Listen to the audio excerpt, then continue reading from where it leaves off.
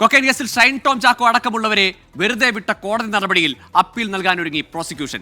ഹൈക്കോടതിയിലാണ് appeal നൽകുക.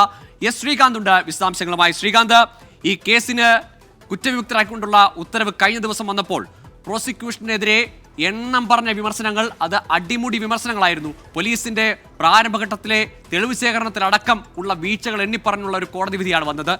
ഇനി ഏത് തരത്തിലാണ് ആ അന്വേഷണത്തിലെ വീഴ്ചകളെ മറികടന്നുകൊണ്ട് ഒരു അപ്പീൽ സാധ്യത അത് പ്രോസിക്യൂഷൻ കാണുന്നത്?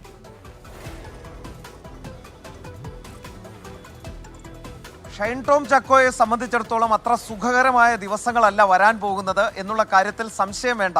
കാരണം ഈ വിചാരണ കോടതി നേരത്തെ കൊക്കൈൻ കേസിൽ ഷൈൻ ടോം ചാക്കോയെ വെറുതെ വിട്ടിരുന്നു. അതിനെതിരെ പ്രോസിക്യൂഷൻ ഇപ്പോൾ ഹൈക്കോടതിയിലേക്ക് നീങ്ങാൻ പോകുന്നു. കഴിഞ്ഞ ദിവസമാണ് അതിൻ്റെ ഉത്തരവ് പുറത്തു വന്നത്. അത് നേരത്തെ ഉത്തരവ് പറഞ്ഞെങ്കിലും അതിൻ്റെ പകർപ്പ് ഇപ്പോഴാണ് കിട്ടുന്നത്. ആ പകർപ്പ് വിശദമായി പഠിച്ച് ഹൈക്കോടതിയെ സമീപിക്കാനാണ് ഇപ്പോൾ പോലീസ് ആലോചിക്കുകയും ചെയ്യുന്നത്, പ്രോസിക്യൂഷൻ ആലോചിക്കുന്നത്. കാരണം ഇതിൽ കൃത്യമായ തെളിവുണ്ടെന്ന് അവർ അവകാശപ്പെടുന്നു. പക്ഷേ ഈ കേസ് അട്ടിമറിക്കപ്പെട്ടു എന്ന് സംശയം തോന്നുന്ന തരത്തിൽ പല പരാമർശങ്ങൾ കോടതിയുടെ ഭാഗത്തു നിന്നും അന്ന് വന്നിരുന്നു.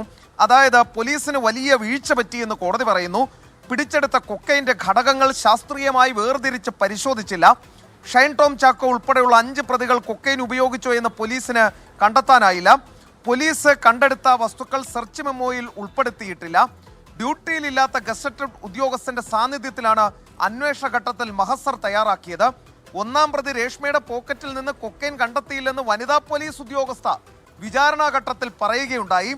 രഹസ്യവിവരം ലഭിച്ചു എന്ന പ്രോസിക്യൂഷന്റെ വാദം പോലീസ് പെട്രോളിംഗ് സംഘം കോടതിയിൽ തള്ളിപ്പറഞ്ഞു എന്നാണ് കോടതി ആ ഉത്തരവിൽ എഴുതി വച്ചിരിക്കുന്നത്. അതായത് പോലീസിന്റെ ഭാഗത്തു നിന്നും അടക്കം ഇതിലെന്തോ ചുറ്റിക്കളി മണക്കുന്നുണ്ട് കോടതിയും. പക്ഷേ ഇപ്പോൾ ഈ പുതിയ സംഭവ വികാസങ്ങളുടെ പശ്ചാത്തലത്തിൽ ഇത് വലിയ വിമർശനത്തിന് വഴിവെക്കുമെന്ന് പ്രോസിക്യൂഷൻ തോന്നിയിട്ടുണ്ട്. അതിനാലാണ് അവരിപ്പോൾ കോടതിയിലേക്ക് പോകുന്നത്. തീർച്ചയായും ശ്രീകാന്ത്, ഏതായാലും പോലീസ് ഉദ്യോഗസ്ഥരടക്കം മൊഴിമാറ്റി എന്ന ആക്ഷേപമുയർന്ന കേസിന്റെ പ്രാരംഭ നടപടികൾ പോലും തെളിവ് ശേഖരണത്തിലടക്കം വലിയ വീഴ്ചകൾ കോടതി ചൂണ്ടിക്കാട്ടിയ ഉത്തരവ് വന്നത് കഴിഞ്ഞ ദിവസമാണ്.